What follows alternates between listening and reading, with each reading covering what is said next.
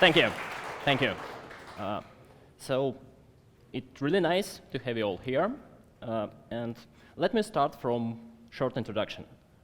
My name is Sergey. I'm an executive producer at MGVC, My.GAMES venture capital, the investment arm of My.GAMES. And mainly, I'm doing two things. First, with my team, I work closely with our portfolio studios, helping them to overcome every possible obstacle and helping them to grow. And the second part, I'm constantly searching for new investment opportunities in the game marketing. So it will be a very helicopter view of partnership landscape. Today we will talk about investors and publishers, why you should go to them, how to figure out who you need, how to prepare for the first contact. And yep, let's imagine. So you're making a game. You have a brilliant idea, you have a passionate team, and your first prototypes are already gluing people to their devices. But unfortunately, market success nowadays requires not only a good idea and not only a strong team. So yeah, you also need a lot of money, time, and most importantly, you need a huge marketing expertise. So yeah, it's great if you have an infinite budget, a marketing department, a clear go-to-market strategy. But if you don't, it's okay to have a partner who will cover this. And today, I will tell you about the main kinds of partners: a publisher, a financial investor, and a strategic investor. It will be really brief, but I will cover main topics. So, in a nutshell, publisher is about marketing, financial investor is about money, and strategic investor is about synergy and long-term relationship, and yep, money, expertise, and other things. So, also, one company could combine several roles. For example, publisher could be also your financial investor. But in this case, you just want to clearly understand in which role you need them first and who to address inside the company. So, how to figure out what type of partner do you need? First, consider your stage. Maybe you don't want to bring your early stage prototype build to a publisher working with only fully developed games. Then, define your find the primary needs you want to satisfy with this partnership. Maybe you need money for development. Maybe you need money for marketing. Maybe you need a marketing team. Maybe you need a specific expertise which is not available in your team. Or maybe you need a help with growth crisis. Sometimes this happens. And third, define the desired terms. What financial options are you looking for? If you are considering equity investment, what part of company are you willing to sell? And please keep an eye on the current market situation to make realistic expectations. First, we start with the publisher. Publishing model is pretty simple. You have a product, publisher have a marketing team, budget, and expertise. So they help you to grow in exchange to a profit share. Of course, mostly I'm talking about mobile games, but later I will have a few words about PC and consoles market. What you need to keep in mind when we close into publisher. Some publishers have some kind of specialization. Maybe they work with a specific genre. Maybe they work with a specific business model, like hyper-casual. So pay attention to your publisher's portfolio. Then remember that it's totally okay to send your application and send your build to every desired publisher. It's okay to have a competition, and if your product is great, you could have the best possible deal. And last but not least, come with metrics.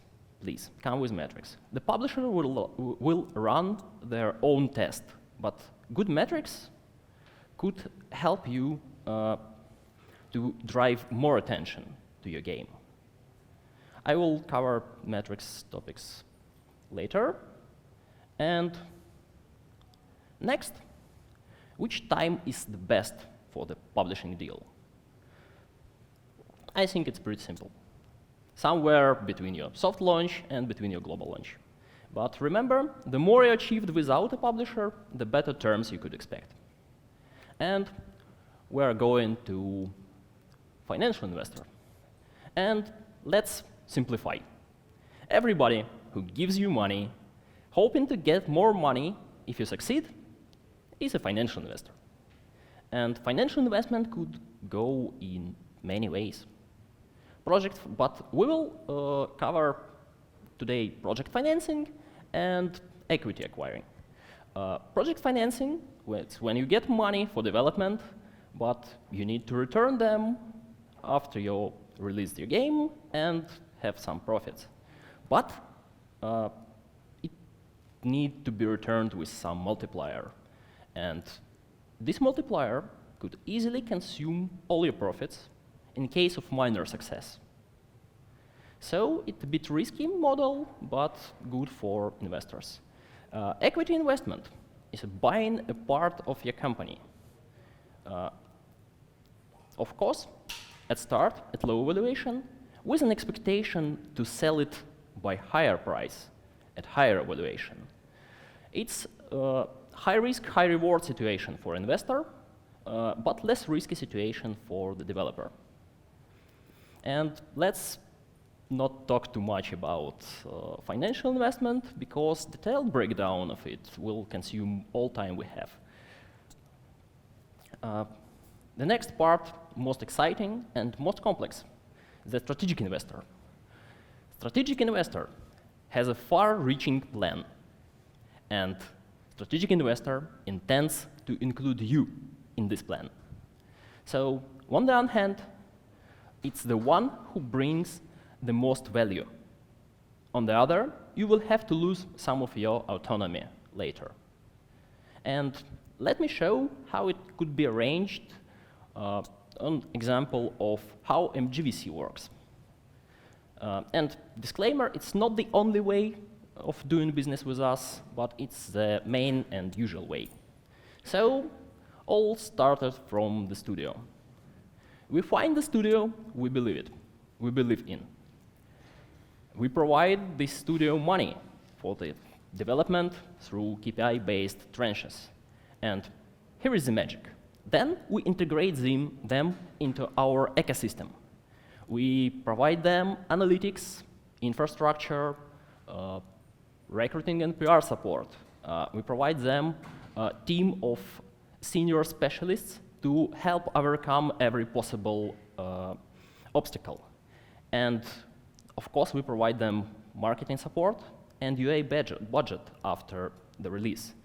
And we also have unique terms in contracts with every significant service provider on the market.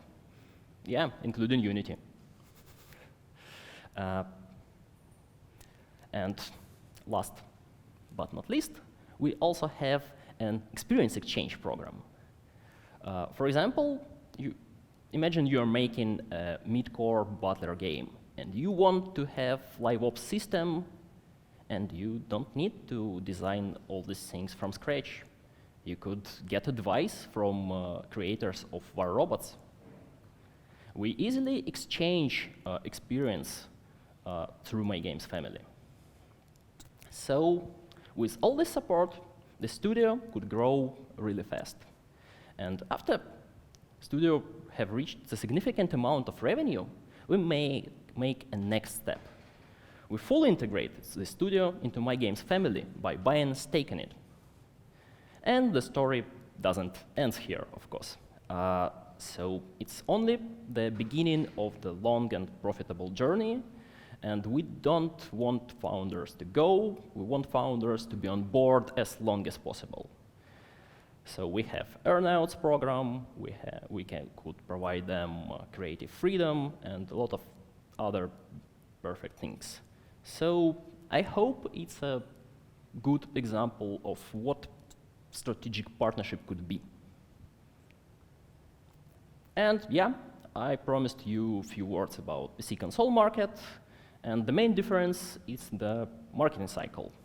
In the premium market, it's much longer, so many PC publishers are also financial investors, and it means that you should approach this publisher at an early stage, usually when you have a vertical slice. So, yep, we are going to next part, and okay, you have identified your needs and made a short list of potential partners and what you need to prepare now. The easiest case is when you go into publisher, and publisher needs answer only for two questions. First, is the game itself good? And can you maintain it? So the game itself answers the first question. But as I mentioned before, better to have metrics. And let's dive deeper into the metrics. Every publisher will have a different query. But I think that every publisher will be looking at your game through optics of engagement, monetization, and acquisition. So the first question, how does your game engage and retain players? So provide retention, provide session length, provide session count by daily active user, and any other metrics that could help your possible partner to know how your game interacts with player. And good session time and good retention is a solid base for the next question. How does your monetization work? How many players become paying players? And how much do they buy? And what's the RPU and what's the RPPU? In the same for in-game ads. How many users are watching ad, when, why, how many times? And yeah, what's your user acquisition metrics? What's your CPI, what's your CTR, what's your store conversion? And most importantly, you need the data source. The question you will not avoid: on what data all these metrics are gathered. What was the country, source, what was the optimization, and how many users did you acquire? Did you still show in your golden cohort, or it's an actual audience? So, yeah, as I said before, publisher will run a test and will have all these metrics, but having these metrics beforehand could help you to get through the first stages of evaluation much faster. And yeah, if game is good, the next question, can you maintain it? You need to show your publisher that you know what to do next. So show them roadmap, show them team profile, maybe even hiring plan. And sometimes you need a P&L, just to know that your team won't die from starvation before the first profits. And things became more complicated. Oh, no? Yeah. Things became more complicated when we are switching to early stage investment. So I will share with you my personal optics, which I use to look at every potential partner. And there are three main lenses, three main aspects. First, what do you do? Why it will work? The idea. Second, is there a niche? Is there an audience? The market. And third one, can you deliver it in the proper quality? The team. And let's look closer to each aspect. So, the idea, a vision, a short explanation, what are you doing? And please try not to use catchy phrases that don't explain anything, like, we are making casual Dark Souls. Yeah, casual game, delivering pain. Okay, I'm good with it. The good example sounds like we strive to deliver a Civilization gameplay to mobile with shorter session and fast-paced multiplayer. Yeah, it still have a lot of complications, still have a lot of difficulties to overcome, but I could easily imagine this game. I could play it in my mind, and maybe I could see some potential in it. So, yep. Also, you need to have a roadmap with your key milestones. Just to show that you know how to implement your idea and what hypothesis you want to test and when, and what's your target numbers. So let's proceed to the next, the market. Yeah, we're all at the kangaroo market. I know. So spend some time doing research. Research the genre and niche you plan to enter. Make a short and clear overview of this market, at first for yourself. Not even for us, we have a lot of market researches, but it will help you to shape your game for your market. And check the size of your niche. Check the revenue distribution. Is there are strong leaders? Is there are one king of the mountain sitting on top of the money and a lot of unsuccessful attempts to dethrone it? Or maybe you have fair distribution with a lot of mid-level projects with constant revenue. So if there are only one king, you need some kind of unfair advantage to dethrone it. And define who will be your main competitors and look at them closer.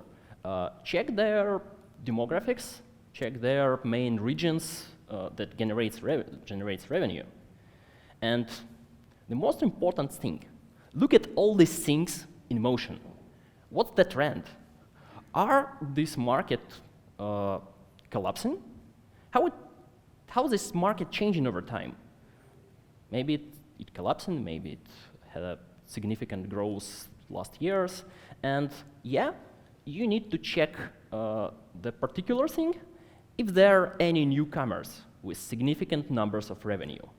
And if there are no one, it could be a red flag if you don't have this mentioned before unfair advantage. So let's proceed to the team. Yep, the main point, you don't need to show that you are great and legendary, like Supercell. You need just to prove that you are capable enough to execute the idea on the market in a proper quality. And what we want to see as investors, we want to see not only a strong product vision, but we want to see a business mindset, because we're not making a game, we are making a game company. And also, you need a team, and your team needs a relevant experience in the all main aspects of your concept. And also, I just highlight that it's good to have several co-founders, because if they have different backgrounds, they have different roles, this allows them to see a big picture and mitigate more risks. So, suppose we have all demanding data, and it's time to organize it. So the most common way is having a pitch deck with all this data we stated before, and I don't want to read this, but I will focus you on 2 points, just 2 bullets from this list. P&L. P&L answers one of the main questions. how are you going to spend money you're asking for? And deal terms. Don't forget about deal terms, because you need to state your expectations. Maybe you need to state your cap table, desired market valuation, and yeah, you could make this pitch deck, you could attach the build, and send it to your possible partner. But I strongly advise you to have a next step prepared also, the data room. The shared folder with all these details in detail, if you know what I mean. In pitch deck, you need only a conclusion of your market research, but it's really good to have the full market research to show how you go to this conclusion. And full P&L with detailed costs, and full roadmap with every feature you plan to implement in the next 6 months. And the whole metrics dashboard with all details in every breakdown. Believe me, you will need this many times. So why not to prepare it before? And yeah, general advice, long story short, be brief in pitch, but be ready to prove every figure with your data room. And please make sure that you reveal the idea with your build, because I don't remember how many times we played the builds which was stated like the next fortnight, and just consists of gray boxes with simple movement mechanics. So if you're making mobile Destiny, please send us a build with impressive gunplay, at least impressive gunplay. And let me finish all this talk with a short and fun slide that doesn't need any comments. Just a few things I hope you don't have in your pitch deck, so enjoy.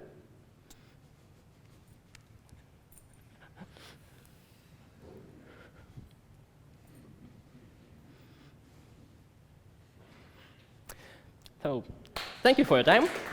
That's it.